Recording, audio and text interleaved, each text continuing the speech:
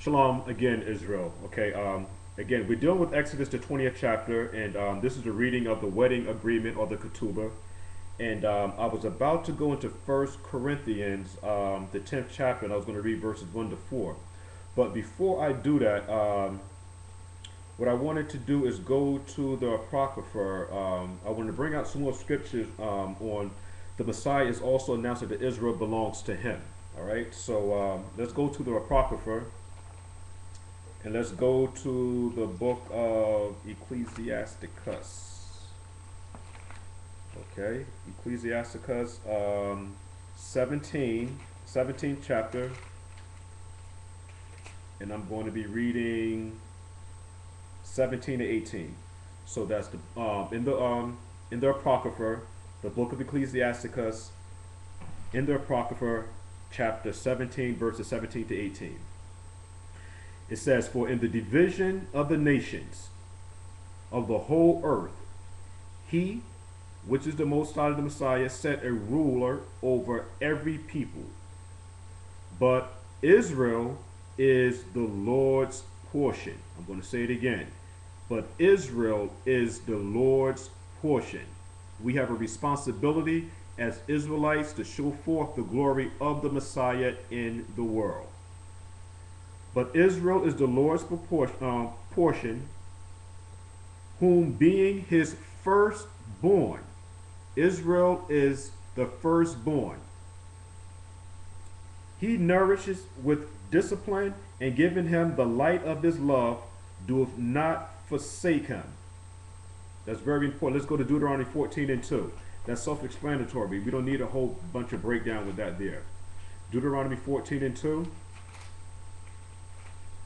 Bring out some key scriptures here. Deuteronomy 14 and 2. "For thou art an holy people unto the Most High thy power." But again, not because you're an Israelite gives you this automatic privilege. You have to be in covenant relationship with the Most High. "For thou art an holy people unto the Lord thy power, and the Lord hath chosen thee." The Most High hath chosen thee to be a peculiar people unto himself above all the nations that are upon the earth. That's self-explanatory. Now, let's go into 1 Corinthians, the Brit Hadashah, the New Testament, 1 Corinthians 10. I'm going to read 1 to 4. This is Shaul talking here. And Paul is quoting Old Testament. So I'm going to show you where Paul is getting this information from. "Moreover, brethren, I would not that ye should be ignorant, how that all our fathers were under the cloud, and all passed through the sea." Now, this is what Shaul is explaining here is that the people that he's talking to out here in Corinth, okay, he's explaining to them that they are of the biological seed of the people that came out of Egypt, came through the Red Sea, and came into covenant relationship with the Messiah at Mount Sinai. Where it says how that our fathers were under the cloud and all passed through the sea and were all baptized or immersed unto Moses in the cloud and in the sea, and did all eat the same spiritual meat.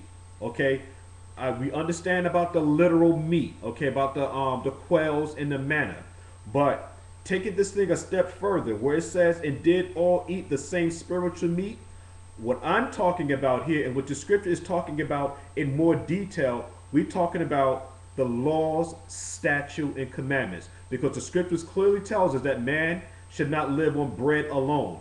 So what we're talking about here, this meat, what we're talking about here is the substance that's needed to keep us in covenant relationship with the Messiah and the Father. "And did all drink the same spiritual drink, for they drank of that spiritual rock that followed them," which is the Israelites, "and that rock was the Messiah."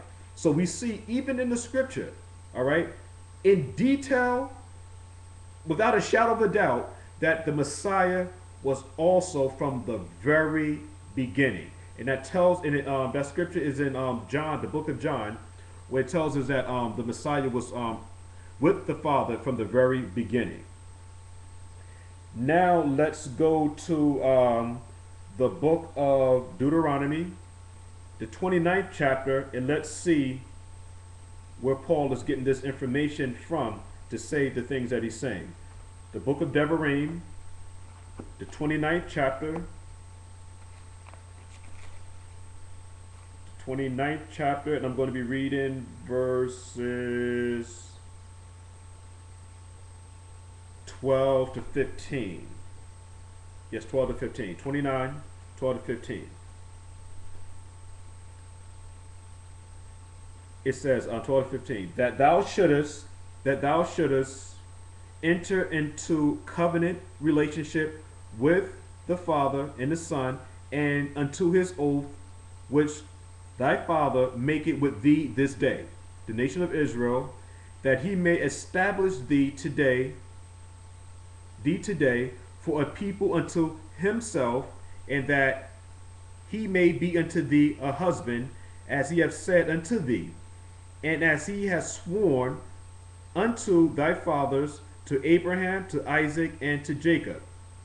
Neither with you alone do I make this covenant and this oath, but with him that standeth here with us this day before the Father and the Son, and also with him that is not here with us this day. So this is talking about the future. I'm going to read it again. The 15th verse is very important. But with him that standeth here with us this day before the Lord thy power, and also with him that is not here. This is talking about in the future. We are still obligated to the terms and conditions that we made a vow to with the Messiah at Mount Sinai. We are the descendants of those people.